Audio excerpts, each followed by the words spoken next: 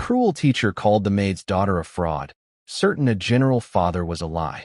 But the teacher's arrogance shattered the moment those 4 stars walked in. Your father is a 4-star general, and your mother cleans houses for a living? The words weren't a question, they were an accusation. The sound of tearing paper followed, echoing off the walls like a slammed door. Mrs. Vance stood over 10-year-old Mia, ripping her assignment into bitter confetti. She branded the child a liar, fueled by a rigid belief that a humble background meant a dishonest heart. But Mrs. Vance made a grave miscalculation. She assumed the father was a fantasy. She didn't know he was already walking down the hallway. Her father was a hero, but in her classroom, she was just a liar. The lie, as Mrs. Eleanor Vance saw it, was breathtaking in its audacity. A 4-star general, she repeated, the words dripping with a special kind of classroom scorn, the kind reserved for children who color outside the lines or tell tales too tall for their small bodies. Your father is a 4-star general, and your mother cleans houses for a living? She didn't whisper it. She announced it. Her voice, usually a tool of patient instruction, was now a sharp instrument, cutting through the quiet hum of the 4th-grade classroom at Northwood Elementary. Every pair of 9 and 10-year-old eyes snapped toward the front of the room, where 10-year-old Mia Thompson stood frozen, her carefully written assignment clutched in her hand. That is, without a doubt, the most fanciful story I have heard in my 18 years of teaching, Mrs. Vance declared. She snatched the paper from Mia's grasp. The sheet was filled with Mia's neatest cursive, a tribute she had spent all morning perfecting. A tearing sound sliced through the silence. Once, twice, the sound echoed off the cinder-block walls, a sound more final than a slammed door. Mrs. Vance ripped the assignment into quarters, then eighths. The pieces of paper, covered in Mia's proud words, fluttered down like bitter confetti, landing on the scuffed toes of her simple, clean sneakers. We do not invent stories to make ourselves feel important, Amelia, Mrs. Vance said, her voice dropping to a cold, instructive tone. Generals are pillars of our society. They live in grand homes in Fort Myer or on sprawling bases. Their children attend prestigious private academies. She took a step closer, her shadow falling over the small, blonde-haired girl. Their wives certainly do not spend their days on their hands and knees scrubbing other people's floors. She leaned in, her voice now a conspiratorial whisper meant for the entire class to hear. And their daughters do not come to school looking like you do. Humble. The word was meant to be an insult, a synonym for poor and plain. Mia's world tilted. Her hands, small and trembling, hung empty at her sides. She could feel every stare like a physical touch. Jessica Albright, whose father was a CEO, was watching with wide, curious eyes. Noah, her best friend, looked horrified, his mouth slightly agape. Mrs. Vance crumpled the torn pieces of Mia's tribute into a tight ball. She walked calmly to the wastebasket by her desk and dropped the paper ball in. The soft thud was the final punctuation mark on Mia's humiliation. Pathetic, she murmured, just loud enough for the front row to hear. Now sit down. Perhaps you can write something truthful this time. Have you ever seen a child's spirit break? It doesn't happen with a loud crash. It happens in the silent, trembling moments after the blow has landed, when a little girl who did nothing but tell the truth about her father is made to feel like a liar in front of everyone she knows. Just 3 hours earlier, Mia's world had been full of quiet joy. She woke not to an alarm clock, but to the distant, rhythmic sound of her father's morning workout in the living room. The soft thumps of his feet on the floorboards were as reliable as the sunrise. Their family lived in a simple 2-bedroom apartment in a modest building on the edge of Arlington. It was a place of clean lines and minimal fuss, chosen for its anonymity, not its prestige. The walls were painted a simple off-white, adorned with Mia's artwork and a few framed family photos. There were no grand portraits in uniform, no glass cases filled with medals, no swords mounted over the fireplace. Her father, General Michael Thompson, called it security through obscurity. To him, the safest place for his family was a place no one would ever look for them. In the small, sunlit kitchen, Mia found him at the table. He wasn't wearing a uniform. He was in a worn gray t-shirt and athletic shorts, a sheen of sweat on his brow. He looked like any other dad, maybe a high school gym teacher or a construction worker. He was sipping water from a glass, reading a dense-looking book about military history. Her mother, Maria Thompson, was already dressed for work in practical jeans and a simple polo shirt, her dark hair tied back in a neat ponytail. She was packing a tote bag with cleaning supplies. She turned from the counter, a warm smile on her face as Mia entered. "There's my brave soldier," her father said, his voice a low, gentle rumble that always made Mia feel safe. "Ready for the big day?" Mia nodded, her heart thumping with excitement. Today was career day at Northwood Elementary. For weeks, she had been dreaming of this. "Can I tell them?" she asked, her voice barely a whisper. "About the time you had dinner with the president at the White House." General Thompson exchanged a look with his wife. It was a silent conversation they'd had 1,000 times. Maria placed a hand on his shoulder, her touch gentle but firm. It was the look that said, "She has a right to be proud, Michael. She pays the price for your job, too." "Mia, honey, remember our talk?" her father said, turning his full attention to her. His eyes, a startlingly clear blue, were serious but kind. "Some parts of my job have to stay private. It's to keep us all safe. You understand that, right?" Mia nodded, a familiar pang of disappointment in her chest. She did understand, but it didn't seem fair. Jessica Albright got to tell everyone her dad flew to Europe on a private jet. Noah got to talk about his dad's construction company building a new skyscraper downtown. Their lives were out in the open, things to be shared and admired. Her family's life was a collection of secrets, whispered behind closed doors. "But everyone else gets to brag," she mumbled into her cereal bowl. "He deserves this, Michael," Maria said softly, her hand still on his. "He deserves for his daughter to stand up in front of her class and say his name with pride." The general looked at his daughter, and the firm set of his jaw softened. "I know. You're right." He reached across the table and took Mia's hand. His was large and calloused, but his grip was gentle. "Just keep it simple today, okay, sweetheart? You don't need to tell them everything. Just tell them you're proud. That's enough. You don't have to prove anything to anyone." Mia finished her breakfast, the excitement returning. She didn't know that in a few short hours, the simple truth would become the most complicated thing in the world. Northwood Elementary was a microcosm of Arlington itself, a sprawling brick building that served a diverse cross-section of the community. There were children of diplomats and senators, whose gleaming black cars dropped them off at the front circle. There were children of military families, rotating in and out with each new posting. And there were children like Mia, whose parents worked the service jobs that kept the city running, cleaning the grand houses, serving the important dinners, maintaining the pristine office buildings. It was supposed to be a place where a child's worth wasn't measured by their parents' tax bracket. But Mrs. Eleanor Vance had been teaching at Northwood for 18 years. And in that time, she had formed a rigid, unshakable sense of the world's order. Her classroom was a shrine to her worldview. The walls were decorated with framed photos of her with local politicians and a certificate for Teacher of the Year from nearly a decade ago. She wore a small, tasteful flag pin on her lapel every day. She had never known financial hardship, never lived in a modest apartment, never worried about making rent. She saw the world in clear, distinct categories, and she knew exactly which box the parents of her students belonged in. And in her mind, a maid and a 4-star general simply did not belong in the same family. The career day assignment was announced after the morning pledge. "Class," Mrs. Vance said, her voice bright and cheerful. "In honor of our parent guests who will be arriving later, I want you to write a short paragraph. Tell us what your parents do for a living and why their work is important to our community." She moved through the aisles, a serene smile on her face. "Take your time. Use your best handwriting. I want to be proud to share these with our visitors." A quiet scratching of pencils filled the room. Mia took a deep breath, her pencil held tight in her hand. This was her moment.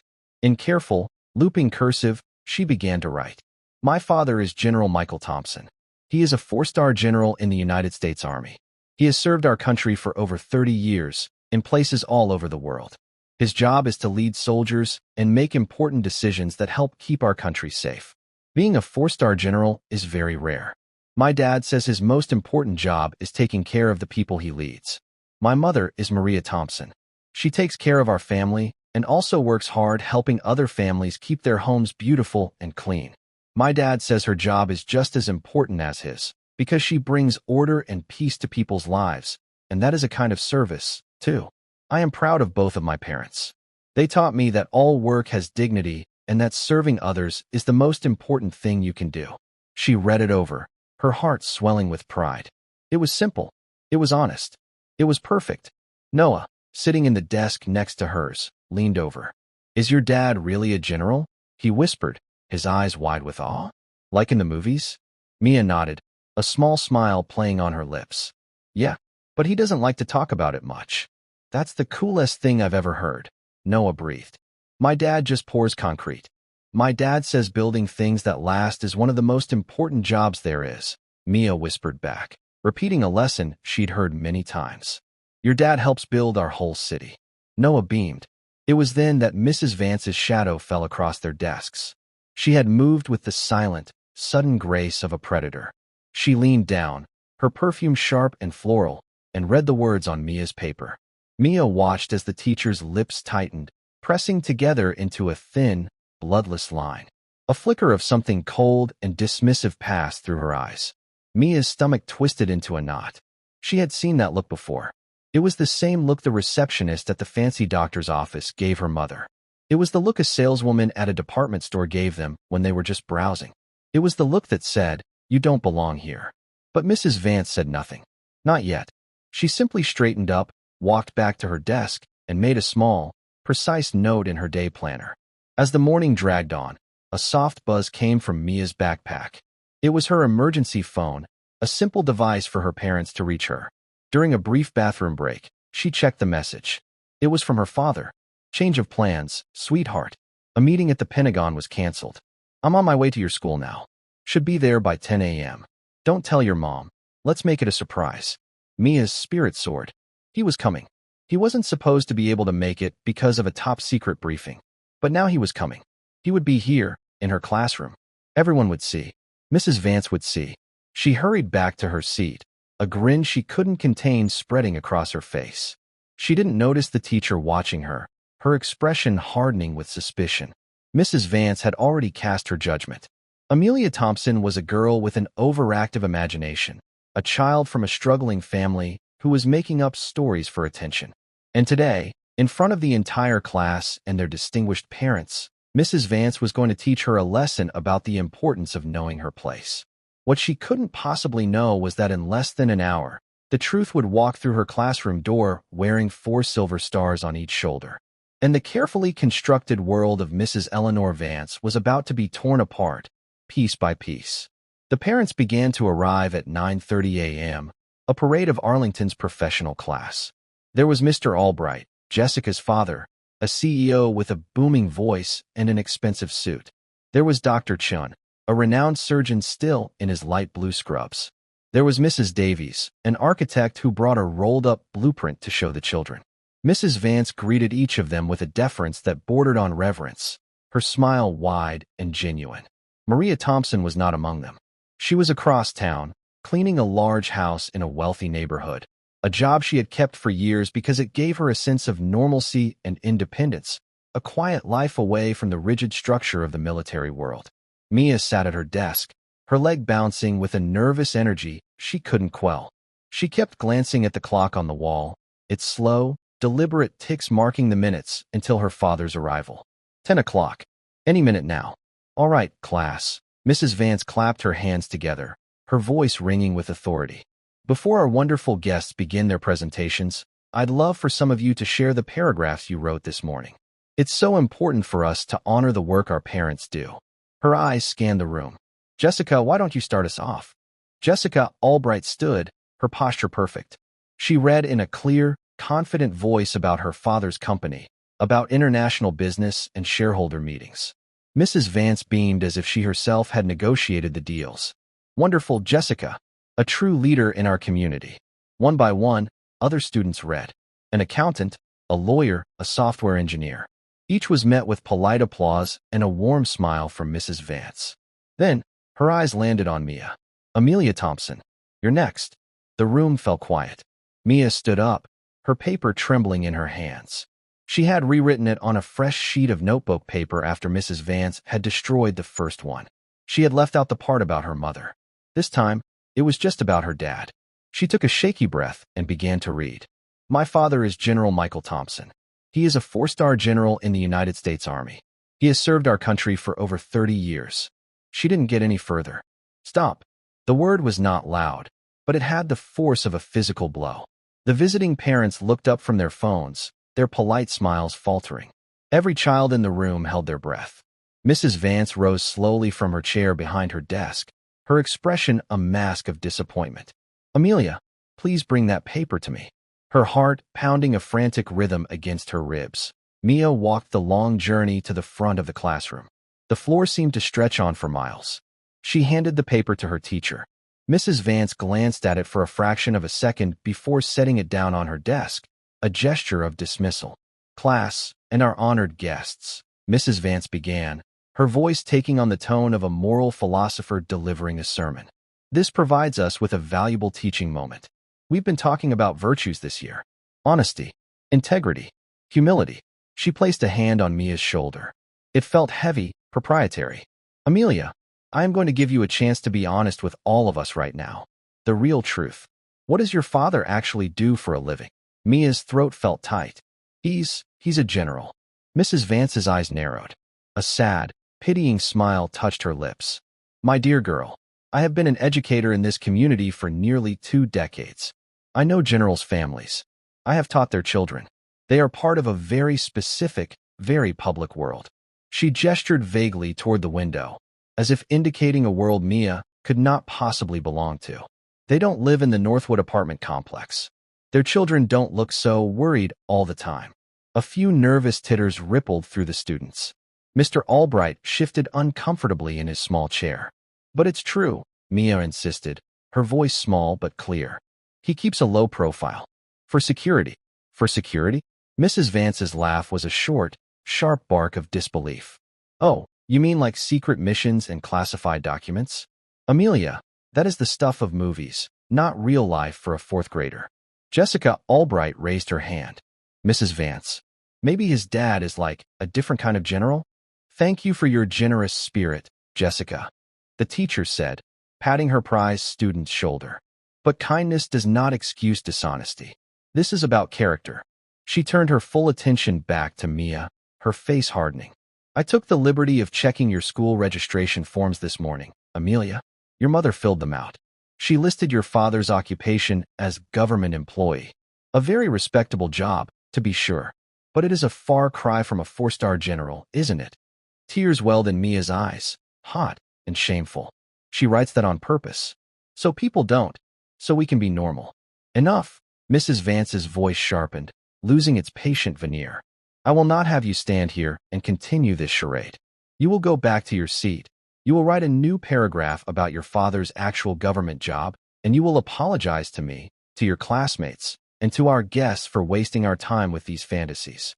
The tears spilled over, tracing silent paths down her flushed cheeks. But she didn't move. She couldn't.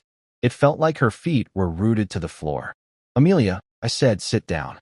My dad taught me never to apologize for telling the truth, Mia whispered, the words tumbling out before she could stop them. A collective gasp went through the room. The air crackled with tension. Several parents exchanged wide-eyed looks. Mrs. Vance's face, which had been a mask of condescending pity, was now flushing a deep, angry red. What did you just say to me? He's a general, Mia repeated, a new resolve hardening her voice. He's on his way here. He's coming from the Pentagon.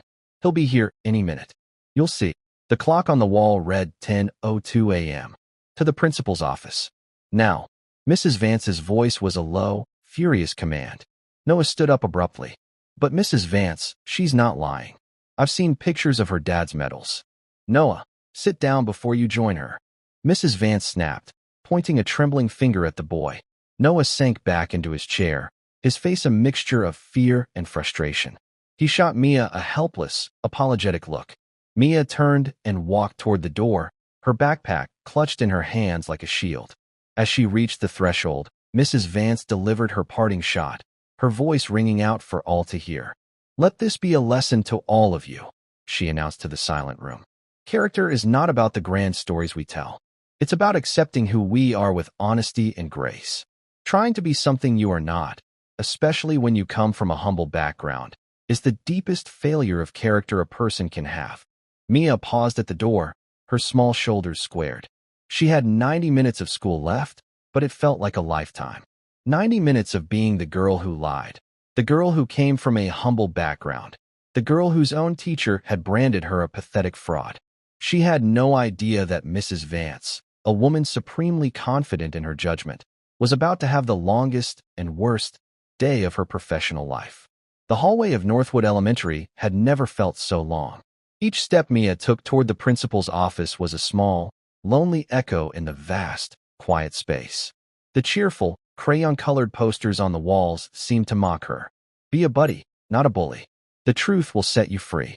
Her sneakers, usually silent, squeaked a mournful rhythm against the polished linoleum floor.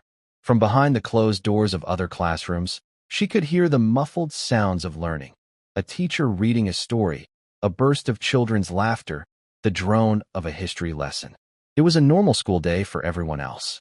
For Mia, the world had been knocked off its axis. She clutched the straps of her pink backpack, her knuckles white. She replayed Mrs. Vance's words in her head. Humble background. Failure of character. Pathetic. The words were like sharp stones, bruising her from the inside. Was this what her parents meant when they talked about sacrifice? Was being the daughter of a soldier and a housekeeper a reason to be ashamed? Her father's voice, calm and steady, rose in her memory. You don't have to prove anything to anyone. But that was before. Now, it felt like she had to prove everything. The main office was a small, tidy space that smelled of coffee and disinfectant. A large clock on the wall read 10:07 a.m. Her dad was late. A cold knot of fear tightened in her stomach. What if the meeting wasn't canceled? What if he couldn't come after all? The school's secretary, Mrs. Gable, a kind woman with soft gray hair and glasses perched on the end of her nose, looked up from her computer. Her friendly smile faltered when she saw Mia's tear-streaked face. "Oh, honey, what's wrong?" she asked, her voice full of concern. "Mrs. Vance sent me to see the principal," Mia mumbled, staring at the floor. Mrs. Gable's expression shifted to one of professional neutrality. She had been here long enough to know not to take sides. "All right, have a seat, dear. I'll let Mr. Henderson know you're here." Mia sat in a hard plastic chair that was too big for her. Her feet dangled inches above the floor. She watched Mrs. Gable press a button on her phone. "Mr. Henderson? Amelia Thompson is here to see you." "Yes, from Mrs. Vance's class." A moment later, the door to the principal's office opened. Mr. David Henderson was a tall man in his late 40s with a tidy haircut and a weary but patient smile. He wasn't a scary principal. He was the kind who gave high fives in the hallway and told bad jokes at school assemblies. But today, his smile didn't quite reach his eyes. "Amelia, come on in," he said, gesturing to the chair in front of his large, imposing desk. The office was filled with books, school memorabilia, and a large, framed map of the United States. It was supposed to be a welcoming place, but to Mia, it felt like a courtroom. She sat down, her hands folded primly in her lap. Mr. Henderson sat opposite her, leaning forward with his elbows on the desk. He steepled his fingers, a gesture Mia recognized from watching important men on the news. "So," he began, his voice calm and measured. "Mrs. Vance called down a few minutes ago. She tells me there was a bit of a misunderstanding in class during the career day presentations." Mia nodded, not trusting her voice. "She says you wrote an assignment with some information that wasn't quite accurate, and that when she asked you to correct it, you refused. Is that about right?" "It is accurate," Mia said, her voice small but firm. "What I wrote is the truth." Mr. Henderson sighed, a long, tired sound. "Amelia, I've been a principal for a long time. I know that sometimes, when we admire someone, we can get a little carried away. We want them to be larger than life. Like superheroes. That's a wonderful thing. It shows how much you love your father." He paused, giving her a gentle, understanding smile. "But in a school assignment, we have to stick to the facts. It's part of learning to be a responsible student." He picked up a manila folder from his desk. It had her name on it in black marker. "I have your student file right here. It says your father, Michael Thompson, is a government employee. That's a very important job. He works for our country. You should be very proud of that." "He is a general," Mia repeated, frustration building inside her. Why wouldn't anyone listen? "A 4-star general. My mom writes government employee on the forms for our safety." He told her to. Mr. Henderson's patient smile tightened at the edges. Security reasons. Yes, Mrs. Vance mentioned you said that. He leaned back in his chair, the leather creaking in protest. Amelia, I need you to think very carefully. A 4-star general is one of the highest-ranking officers in the entire military. There are very, very few of them. Their lives are often very public. We would know if a student at our school was the daughter of a 4-star general. There are protocols, security briefings for the school. It's a very big deal. He was talking to her like she was a toddler, explaining why the sky was blue. It made her feel small and foolish.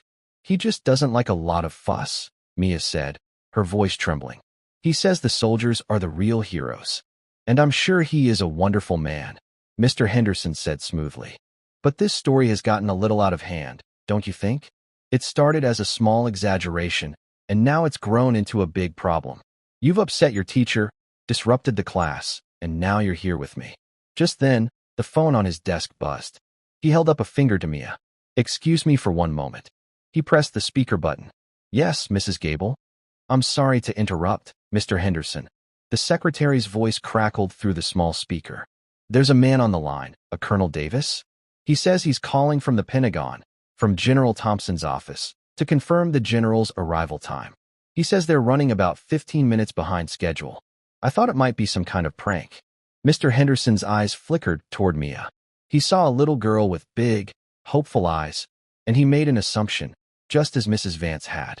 This was part of the fantasy. The child had probably put a friend's older brother up to it. It was sad, really, how far she was willing to take this.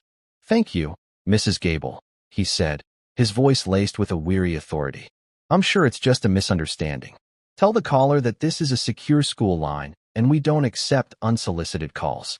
If he has a legitimate reason to contact the school, he can send an official email. He clicked off the phone before Mrs. Gable could respond. He turned back to Mia, his expression now less patient and more stern. Amelia, this has to stop. Involving other people in this story is not acceptable. You are a good student. You are bright. You are kind. And you have never been in trouble before. I don't want to see you go down this path. He leaned forward again, his voice dropping. Here is what we are going to do. You are going to go back to Mrs. Vance's classroom. You are going to quietly take your seat. When she gives you a moment, you are going to apologize for being disruptive. You will rewrite your assignment with the correct information.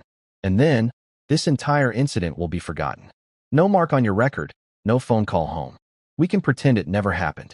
Do you understand? Mia looked at the clock on the wall behind him. 10:15 a.m. Her father was supposed to be here 15 minutes ago. The phone call, the secretary had said they were running 15 minutes late. That meant he could be here any minute. She took a deep breath. She could do what Mr. Henderson said.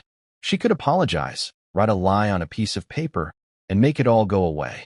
She could go back to being the quiet, good girl in the third row. Or she could trust her father.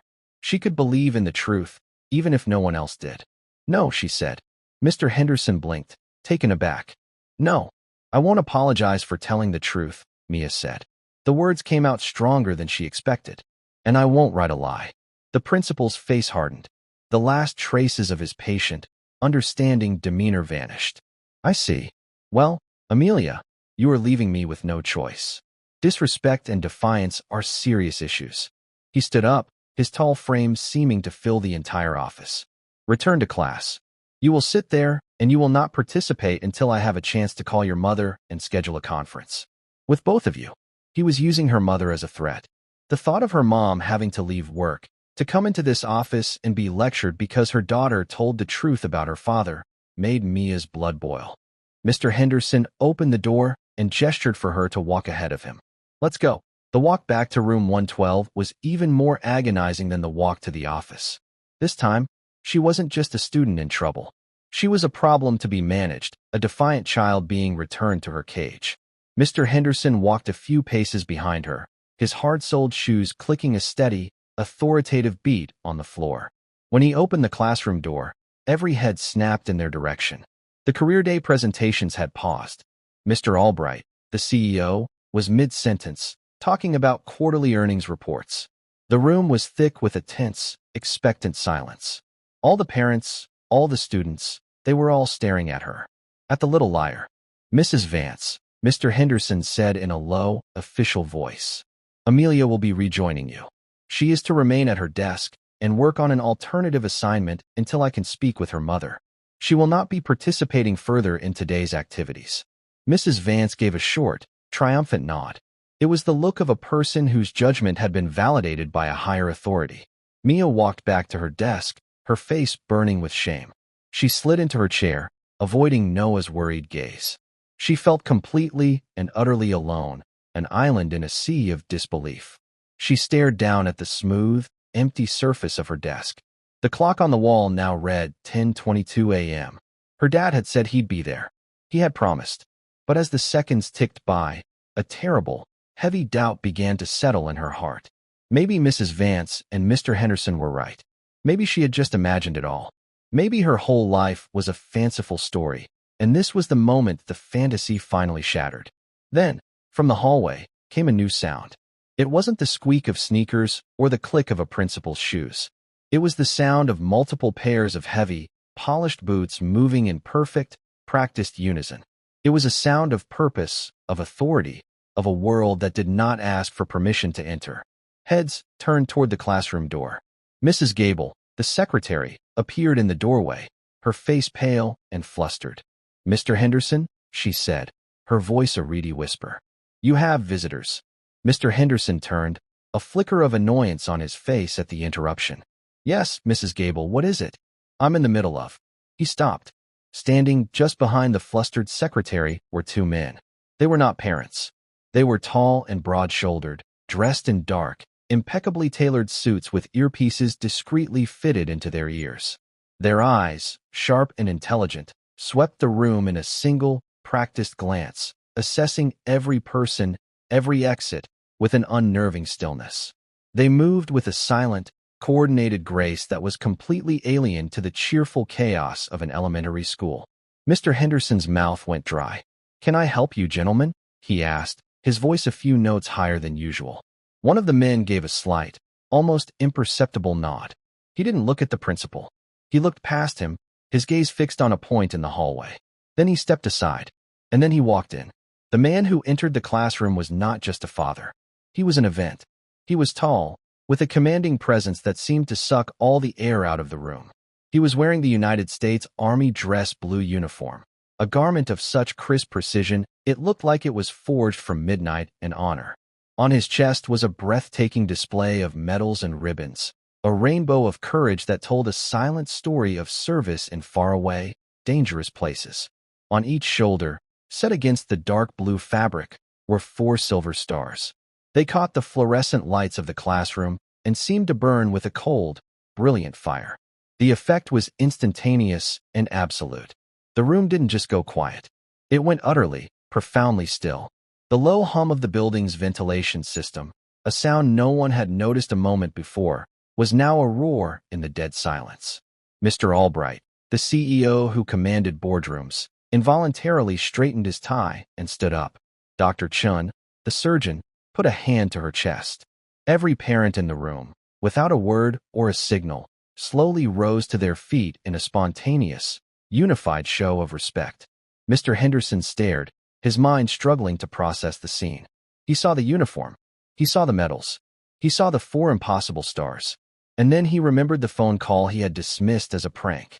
Colonel Davis, from General Thompson's office. A wave of cold dread washed over him, so intense it made his knees feel weak.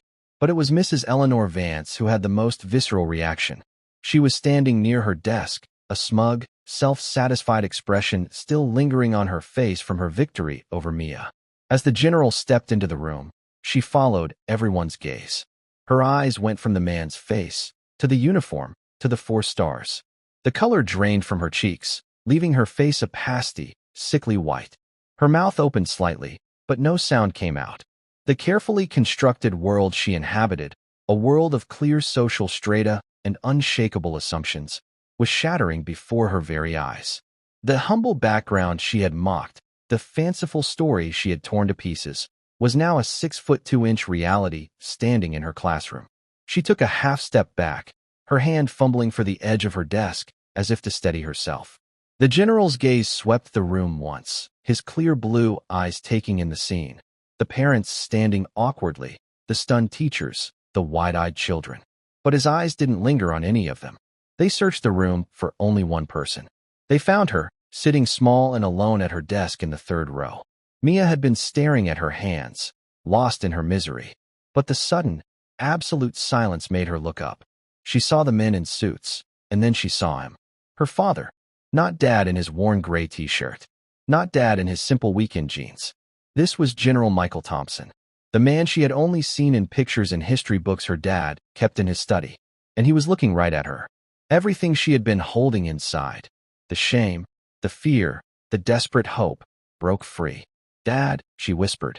The word was small, fragile, but in the silent room, it was a thunderclap.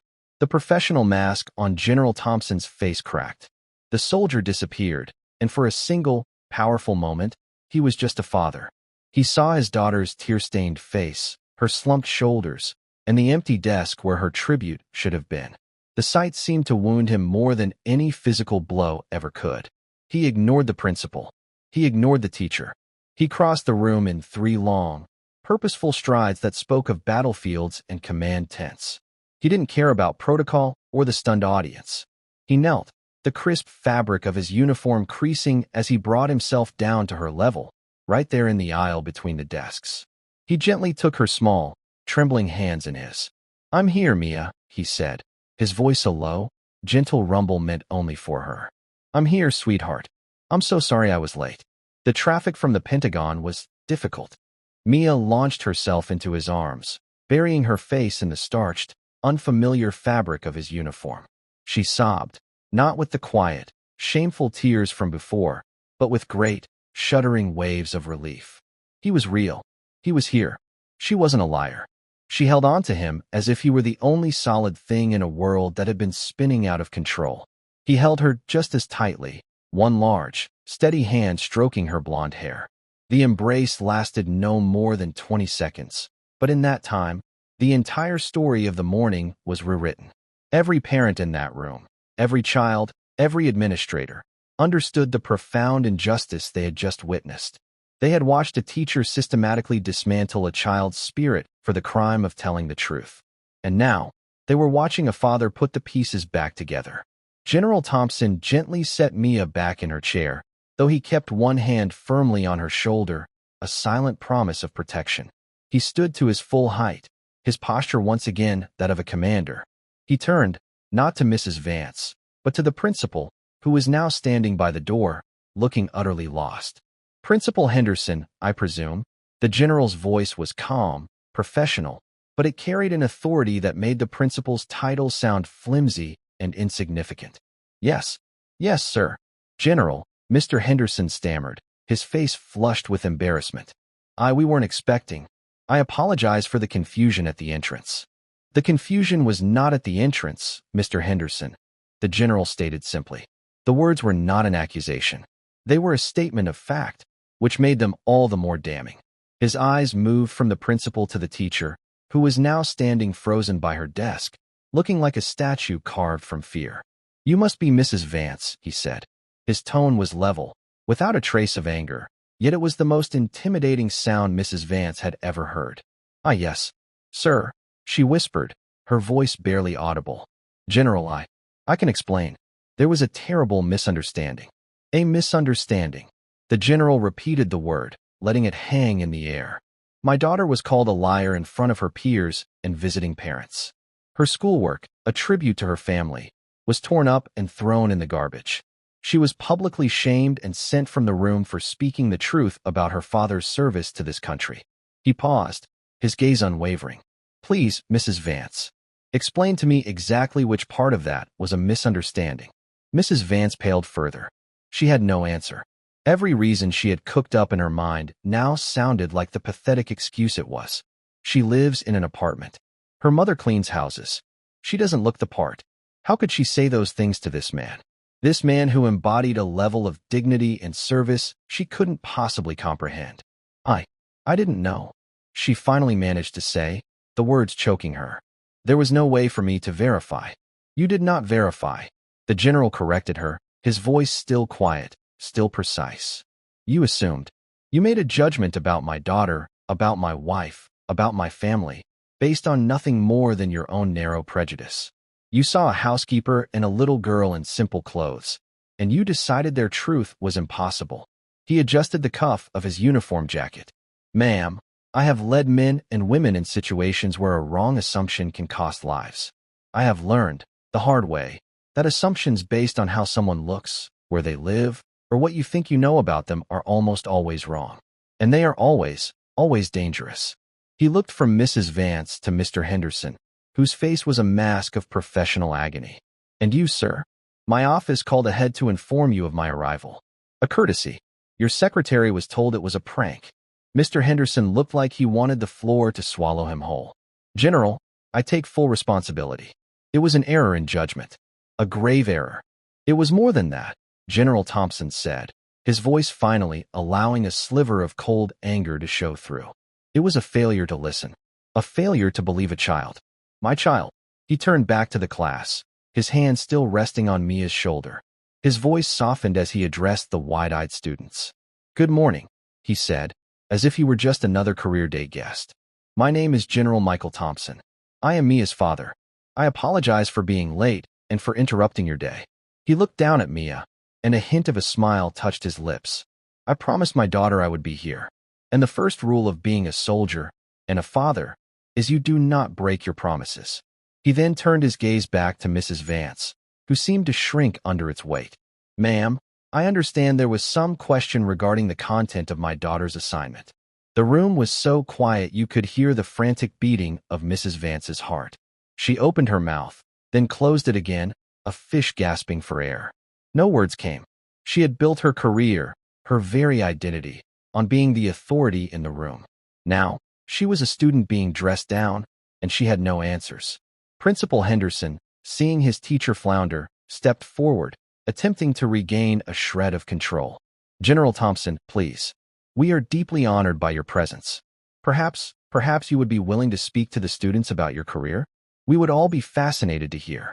It was a desperate attempt to change the subject, to smooth over the gaping wound in the room's decorum. The general considered it for a moment, then gave a single, sharp nod. Thank you, Mr. Henderson. I will. He turned back to the class, his posture erect, his voice resonating with a quiet power that commanded attention far more effectively than a shout ever could.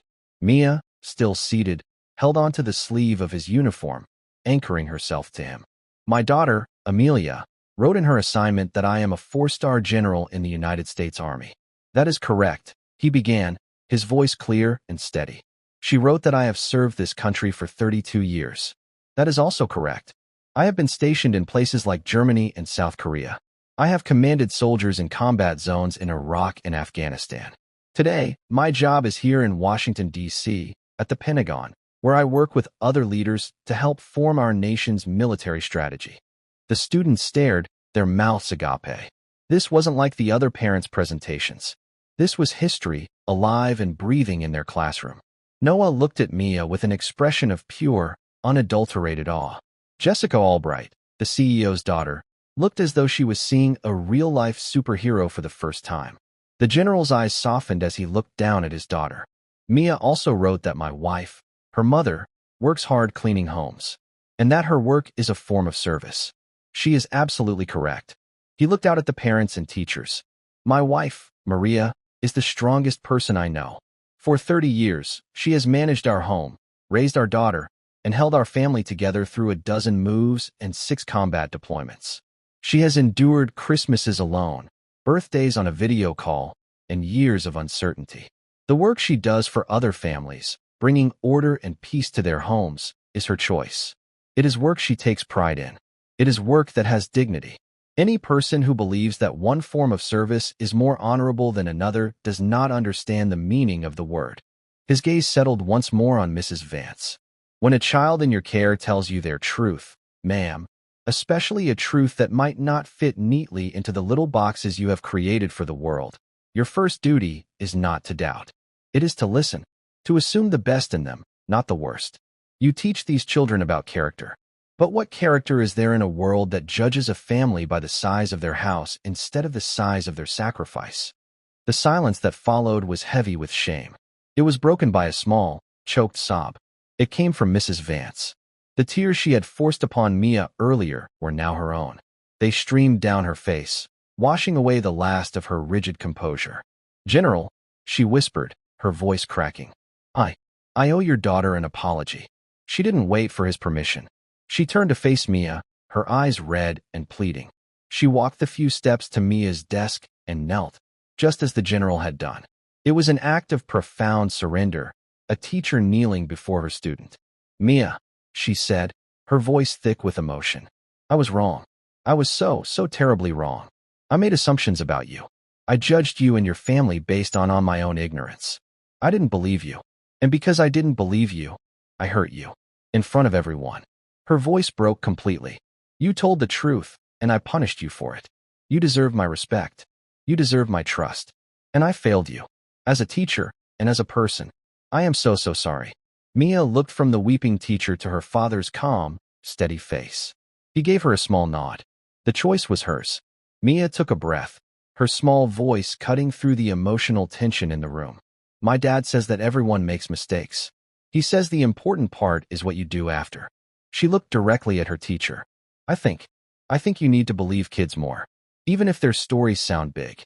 "I will, Mia," Mrs. Vance choked out, wiping at her eyes with the back of her hand. "I promise you I will." Just then, Noah was escorted back into the room by Mrs. Gable, who had been sent to retrieve him. General Thompson saw the boy's worried face, and after a quiet word from Mia, he understood who he was. The general walked over to Noah, extended his hand, and shook the boy's hand formally. "I'm told you stood up for my daughter," the general said, his voice warm. "That took courage. More courage than you know. Thank you." Noah's face lit up with a grin so wide it looked like it might split his face in two. "Why, yes, sir. Mia's my best friend." The social order of the classroom, so rigidly enforced by Mrs. Vance, was now completely upended. Mr. Albright, the CEO, approached General Thompson, his hand extended. "Sir, it is an honor. I sit in meetings all day with people who think they're important. What you just said about service and about listening, that was a lesson I needed to hear." Another parent, a woman who had been quiet all morning, came forward. "General, my husband is a master sergeant at Fort Belvoir. We just moved here. Thank you. Thank you for showing them what our lives are really like." Principal Henderson, seeing a path to redemption, made an announcement to the stunned room. Effective immediately, Northwood Elementary will be implementing mandatory implicit bias training for all faculty and staff. What happened in this classroom today is a failure of our core mission. It will not happen again.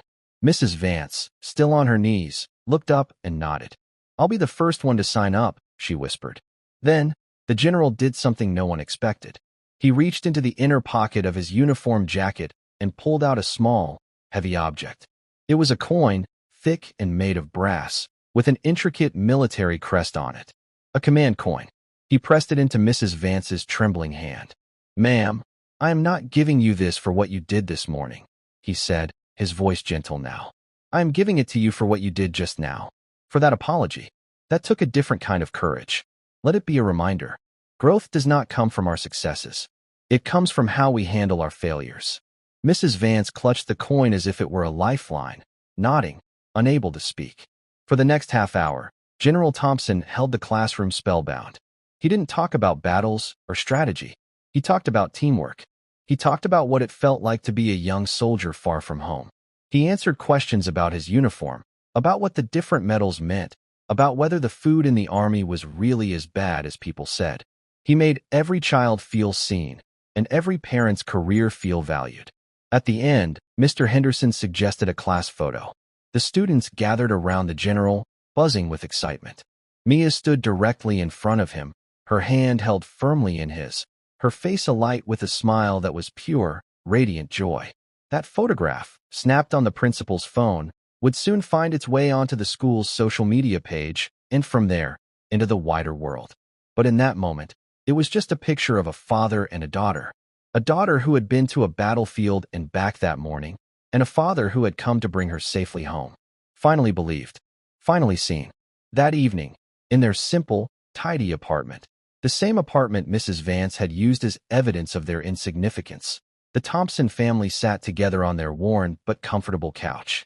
Maria had come home early from work after a tearful, rambling phone call from Mr. Henderson. Now, she sat with Mia tucked under one arm, still in her work clothes. General Thompson sat on the other side, out of his uniform, back in his familiar jeans and a t-shirt. He was just Dad again. "How are you feeling, my little warrior?" Maria asked, stroking Mia's hair. "Tired," Mia admitted. "But good. What did you learn today, sweetheart?" her father asked, his voice gentle. Mia thought for a long moment.